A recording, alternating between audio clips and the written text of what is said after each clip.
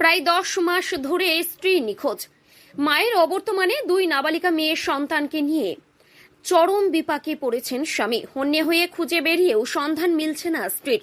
এই পরিস্থিতিতে দিশাহীন হয়ে পড়েছেন কোচবিহার জেলার মেখলিগঞ্জ ব্লকের চ্যাংরাবান্ধা গ্রাম পঞ্চায়েতের বাসিন্দা সুমেশ বিশ্বাস। তিনি জানিয়েছেন প্রায় 10 মাস ধরে তার স্ত্রী হিতা বিশ্বাস নিখোঁজ রয়েছেন।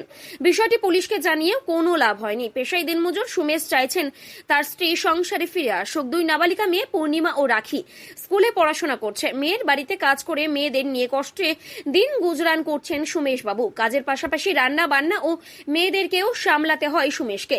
মায়ের জন্য অনবরত কেঁদে চলেছে 2 নাবালিকা মেয়ে। তাদের সান্ত্বনা দেওয়ার কোনো ভাষা নেই। প্রতিবেশী তথা চ্যাংরাবান্ধা গ্রাম পঞ্চায়েতের প্রাক্তন প্রধান সবিতা বিশ্বাস জানিয়েছেন প্রায় 10 মাস হল নাবালিকা 2 মেয়েকে ছেড়ে আচমকা উধাও হয়ে যান ওই মহিলা। তার সন্ধান পেতে পুলিশের উচ্চ মহলে বিষয়টি জানানো হবে। নিখোঁজ বধূর স্বামী জানিয়েছেন বিষয়টি পুলিশ এবং শ্বশুর বাড়িতে জানিয়েছে, কিন্তু কেউই কোনো ব্যবস্থা নেয়নি। সূত্র মারফত খবর পেয়েছি স্ত্রী দক্ষিণবঙ্গে গিয়ে সংসার পেতেছেন, কিন্তু তিনি ফিরে আসতে চাইলে ছোট ছোট মেয়েদের মুখ চেয়ে আমি তাকে সাদরে গ্রহণ করব। এই ব্যাপারে কোচবিহার জেলার অতিরিক্ত পুলিশ সুপার সন্দীপ গড়াই জানিয়েছেন বিষয়টি খোঁজ নিয়ে দেখা হচ্ছে। সুমেশ বাবু, আপনার কি ঘটনা ঘটছে বলুন তো আমাকে। আমার আজকে 10 মাস হয়ে গেল, বউ বাড়িতে চলে গেছে। আমাকে বলছে আমি যাচ্ছি বাপের বাড়ি, এই বলে চলে গেল। সন্ধ্যা যখন 6টা বাজে তখন ফোন করে দেখি মোবাইল সুইচ অফ। সঙ্গে সঙ্গে গাড়ি নিয়ে চলে গেলাম শ্বশুর বাড়িতে, গিয়ে দেখি ওখানে নাই। আমার শাশুড়ি বললো এখানে তো আসে নেই। সঙ্গে সঙ্গে ওখান থেকে চলে গেলাম মেঘলিগঞ্জ থানা গিয়া যে ছিল চার্জে অফিসার, মেশিন ডায়েরি দিলাম মাহবুলকে দিয়া, লিখে ডায়েরি দিছি। তা বললাম স্যার রিসিভ কপিটা আমাকে দেন।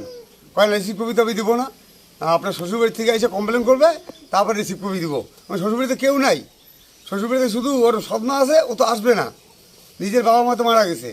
এই বলে আমাদের ওখান থেকে তো বললো তাহলে রিসিভ কপি হবে না, আপনারা যান এখন। তখন আমরা ওখান থেকে চলে আসলাম।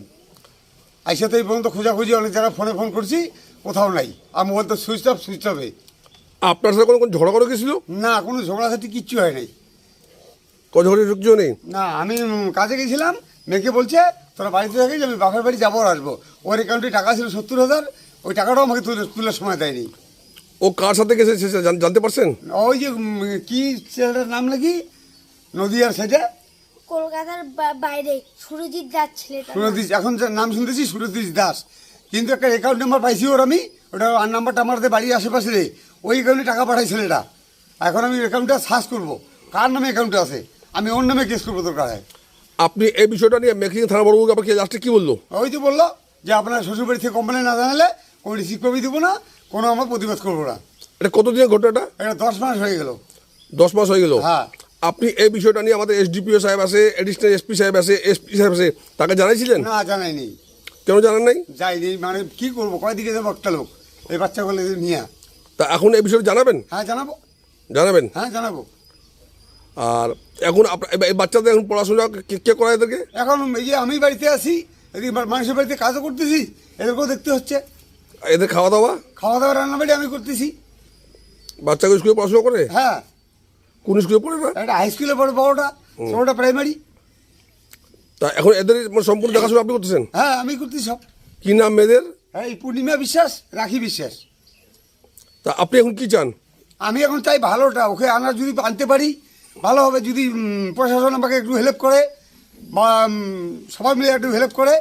হ্যাঁ, এইটা আমি চাই যে বাচ্চাদের আমাদের লাইফটা বাঁচুক। আপনার নাম? সুমেশ বিশ্বাস। সুমেশ বিশ্বাস না? ধন্যবাদ আপনাকে। মোবাইল, আপনি তো একসময় চাংরাবান্ধা অঞ্চলে জিপি প্রধান ছিলেন। তো ম্যাডাম, আপনার বাড়ির পাশেই সুমেশ বিশ্বাস বলে একজন আছে, ওনার বউ 10 মাস আগে ওনাকে ছেড়ে চলে গেছিল। উনি থানাতে ওটা আইডি করছিল, রিসিভ কপি দেয় নাই। এই সম্বন্ধে আপনি কিছু বলবেন ম্যাডাম? আমি এই সম্বন্ধে এটাই বলবো, মানে হ্যাঁ এই ঘটনাটা সত্যি যে আমাদের বাড়ির পাশেই ওনার বাড়ি, উনি 10 মাস আগে একটা অন্য ছেলেকে নিয়ে চলে গেছে। আর থানায় গেছে, থানায় নাকি রিসিভ কপি দেয়নি, এটা আমিও শুনছি, এতটুকুই আমার জানা। ম্যাডাম, এদের মধ্যে কোনো ঝগড়া হয়েছিল? না, আমি যতদূর জানি ঝগড়া কেচাল হয় নাই। এখন সেটা তো ওনাদের পারিবারিক ব্যাপার, কিন্তু আমার যতদূর জানা হয় নাই। সে না, সুমেশ বাবু লোকটা কেমন ছিল? না, ভালো লোক। আর ওনার ম্যাডাম কেমন ছিল? উনিও ভালোই ছিল, কিন্তু এইরকম যে কেন হইলো সেটা বুঝতে পারলাম না। তা ম্যাডাম এটা নিয়ে তোমরা, আপনি যখন প্রধান ছিলেন তখন আপনি চেষ্টা করেননি? না, তখন তো আমার পথ ছিল না, আমার পথ চলে যাওয়ার পরেই ঘটনাটা হয়েছিল। আচ্ছা, তো ম্যাডাম আপনারা এখন তো যেহেতু পার্টি টিএমসি পার্টি করেন, আপনি এখনও তো আপনি এই বিষয়টা নিয়ে আপনাদের এলাকার বিধায়ক আসে, পরেশবাবু আসেন, থানাতে আসে, এই বিষয়টা কি আপনি যোগাযোগ করবেন? হ্যাঁ, অবশ্যই করবো।